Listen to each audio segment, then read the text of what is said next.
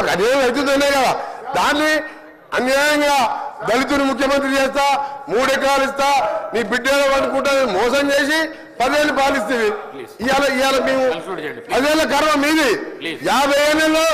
నాగార్జున సాగర్ కానీ శ్రీశైలం కానీ శ్రీశైలం ప్రాజెక్టు కానీ సాగర్ కానీ శ్రీరామ్ సాగర్ కానీ వరద కాలువలు కానీ ఇవన్నీ పూర్తి చేసింది మేము ఆ 50 ఏళ్ళ అయినా ఆంధ్రులు మాకు సరి అయిన నిధులు ఇస్తలేరు మా ఉద్యోగాలు తీసుకుపోతున్నది కొట్లాడి తెచ్చుకుని తెలంగాణలో మోసంతో అధికారంలోకి వచ్చి 10 ఏళ్లలో 40 కుటుంబాలు బాగుపడ్డాయి అధ్యక్ష వీళ్ళు అంటారు కరెంట్ ఇచ్చిరు నీళ్ళు ఇచ్చిరు అని ఏమి ఇయ్యలే అధ్యక్ష ఏమి ఇయ్యలే ఇవాళ 100 ఏళ్ళు వెనకకి తీసుకుపోయి కళ్ళకి నీళ్లు పెట్టుకుని ఊళ్ళల్లో పోతే మనం పైసా జమ చేసి 25 లక్షల మందికి 2 లక్షల లెక్క నువ్వు లక్షిస్తాను హరీష్ గారు కూర్చో లక్షిస్తాను 6 ముక్కలు చేసావు 6 ముక్కలు చేస్తే బ్యాంకు వాళ్ళు వడ్డీకి ఇరిగమైంది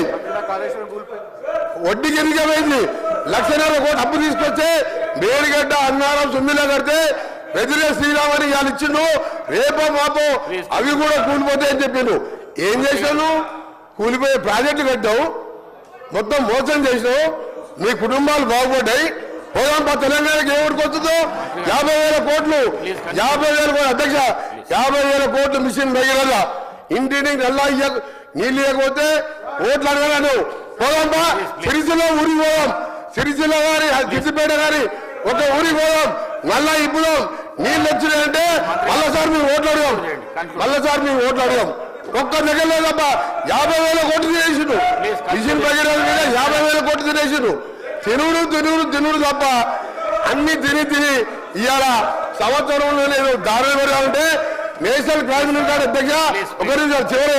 చివరిగా లాస్ట్ పాయింట్ గౌరవ సభ్యులు కేటీఆర్ గారికి నేను చెప్తున్నా హరీష్ రావు గారికి నేను సమాధానం చెప్తలేను